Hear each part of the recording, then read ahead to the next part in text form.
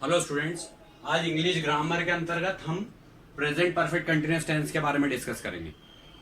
इसकी पहचान होती है, हिंदी वाक्यों का अंत जो होता है वो रहा है, रही है, रहे हैं, रहा हूं,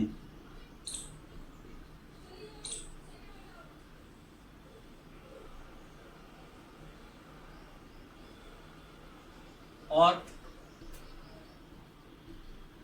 साथ में समयावधि भी होती है।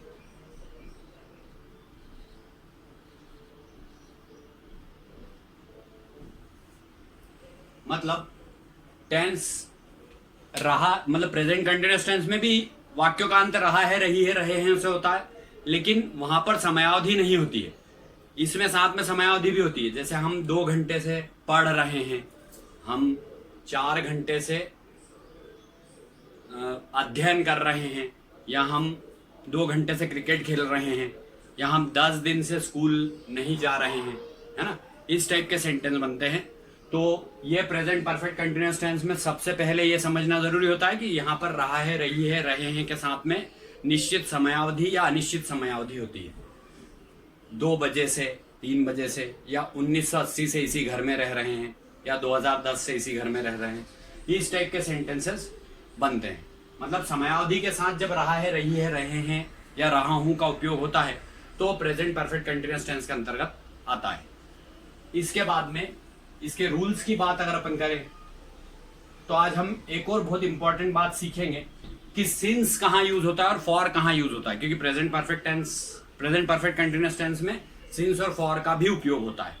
प्रेजेंट परफेक्ट कंटिन्यूअस टेंस में सिंस या फॉर का भी उपयोग होता है, या तो सिंस का या फॉर का, समयावधि से पहले। तो सबसे पहले मैं आपको असर्टिव सेंटेंस या एफर्मेटिव सेंटेंस से रिलेटेड रूल बताऊंगा।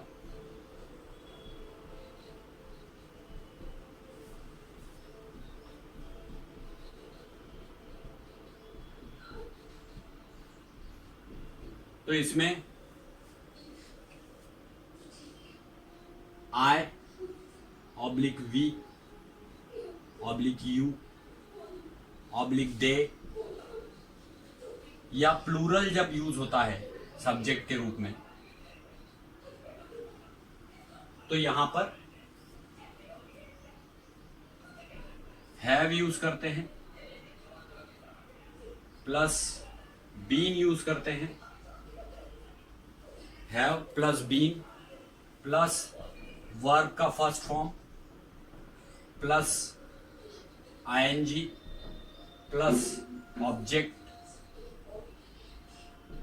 प्लस सिंस या फॉर प्लस टाइम पीरियड, मतलब जो भी समयावधि दी होती है वो सबसे आखिरी में आती है, और उस समयावधि से पहले सिंस या फॉर लगता है। ये मैंने आपको एसआईटी सेंटेंस से related I we you they या प्लूरल के लिए बताया। अब अगर इसकी जगह पर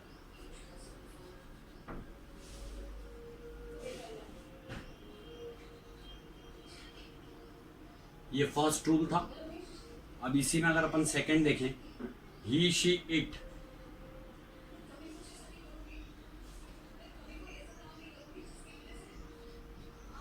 या any name,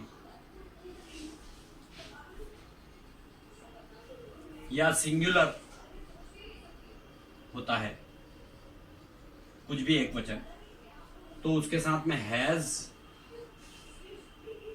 plus been use होता है। Has plus be plus verb का first form plus ING plus object और आखिरी में फुल स्टॉप। मतलब इसको अगर हम एग्जाम्पल से समझें तो मैं 2 घंटे से पाठ पढ़ रहा हूं, तो I have been reading a lesson for 2 hours.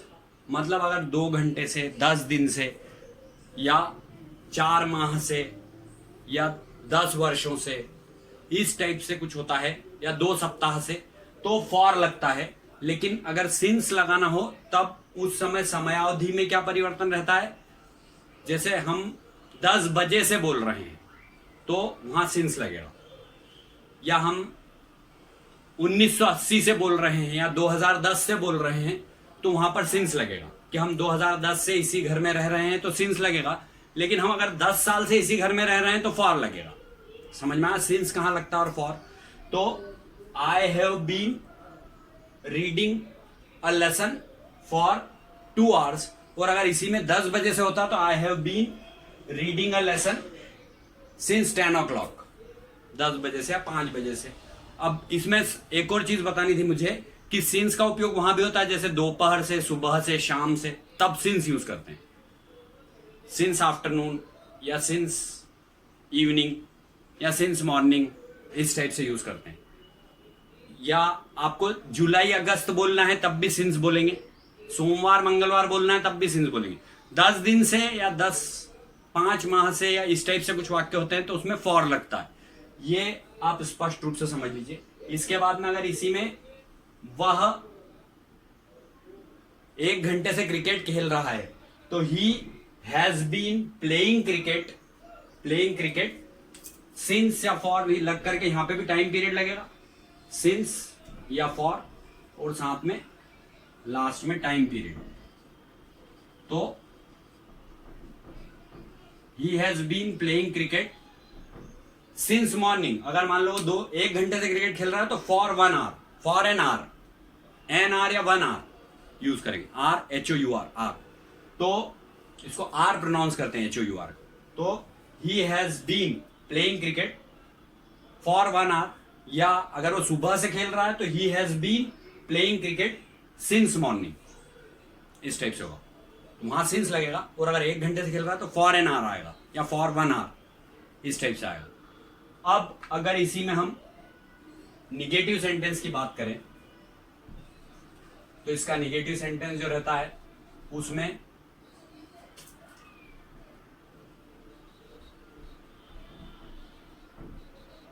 Negative sentence में केवल इतना चेंज होता है कि जैसे आई हैव नॉट बीन, यहां पे नॉट लग जाएगा, आई हैव नॉट बीन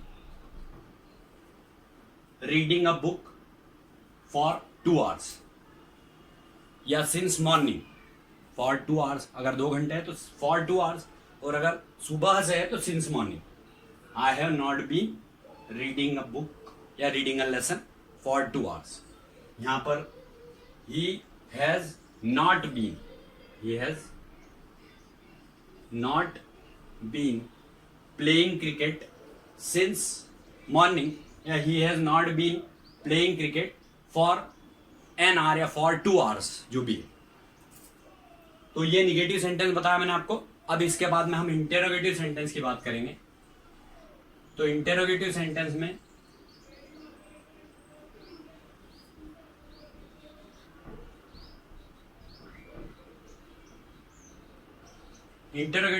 में वो जो हैव यूज हुआ है वो स्टार्टिंग में आ जाएगा, have plus I, have plus I या वी या यू या दे या प्लूरल हो तो हैव स्टार्टिंग में आ जाएगा। यहां से हैव हट जाएगा, ये नॉट हट जाएगा, तो आई हैव या have I been reading a lesson for 2 hours, have I been reading a lesson for 2 hours, ये इस टाइप से बनेगा। हैव आई बीन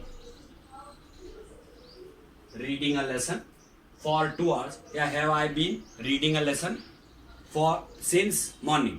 अगर सुबह से है तो सिंस मॉर्निंग, इस टाइप से इसके वाक्य बनते हैं। इसके बाद में अगर ही शी इट से रिलेटेड हो तो वो जो हैज यहां यूज हो रहा था वो यहां यूज नहीं होगा,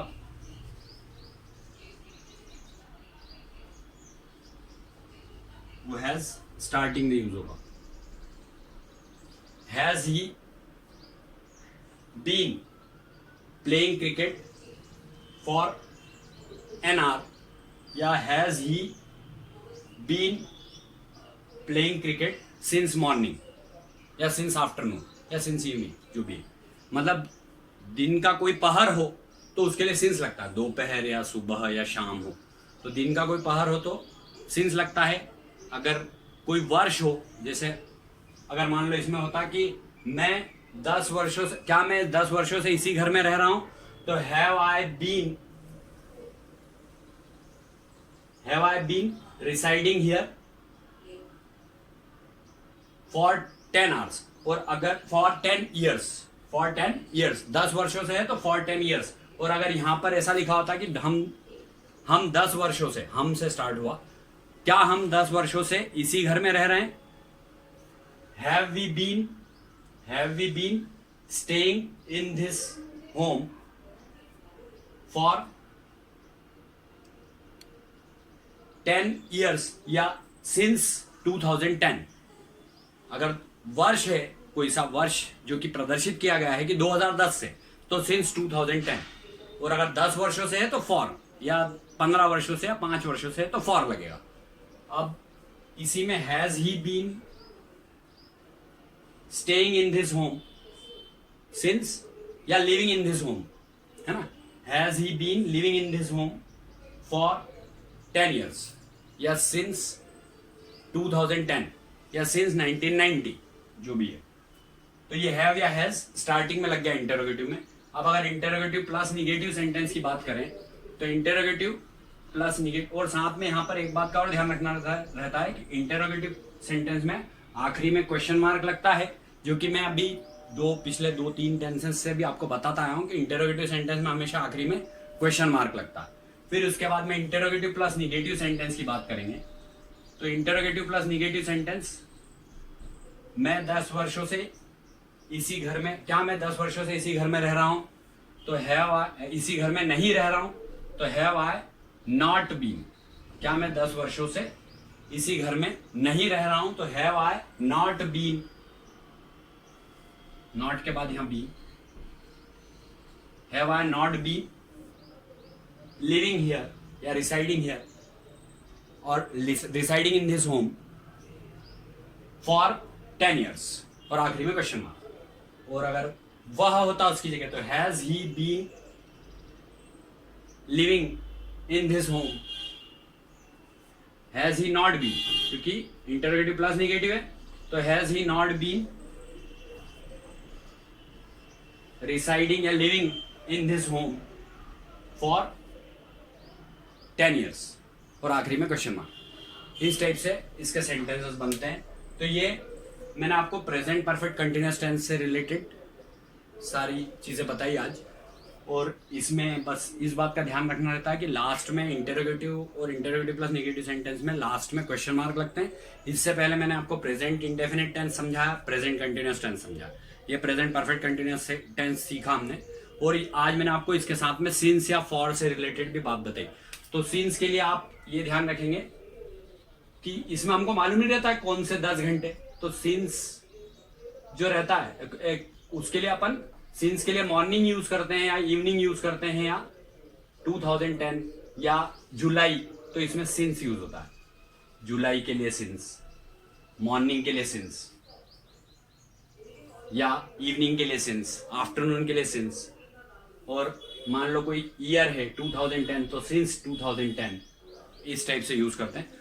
मतलब ये अपने को परफेक्टली मालूम होता है कि कौन सा समय, सुबह तो सुबह का है, या सिंस 10 o'clock, सिंस 10 o'clock, घड़ी का कोई समय हो सिंस 10 o'clock। लेकिन अगर 10 घंटे से होता तो फॉर लगता, मतलब फॉर कौन से 10 घंटे अपने को मालूम नहीं रहता, ये अनिश्चित। तो फॉर 10 hours या 2 days या 3 weeks, इस टाइप से अगर कुछ हो तो उसमें फॉर लगता है। ये सिंस या फॉर से रिलेटेड मैंने आपको कंसेप्ट बताया। इसमें केवल कंफ्यूजन इस पार्ट में होता है कि सिंस कहां लगता है और फॉर कहां लगता है। बाकी प्रेजेंट परफेक्ट कंटिन्यूअस टेंस में ऐसा कुछ भी एक्स्ट्रा नहीं होता, वो बिल्कुल कंटिन्यूअस टेंस जैसा रहता है, लेकिन उसमें अपन इज आर एम यूज करते थे वर्ब के फर्स्ट फॉर्म के साथ, वहां पे आईएनजी लगाते थे वहां पे भी, लेकिन यहां पर हैज बीन, हैव बीन का यूज होता है। ये आपको ध्यान रखना पड़ेगा। This lecture is over now.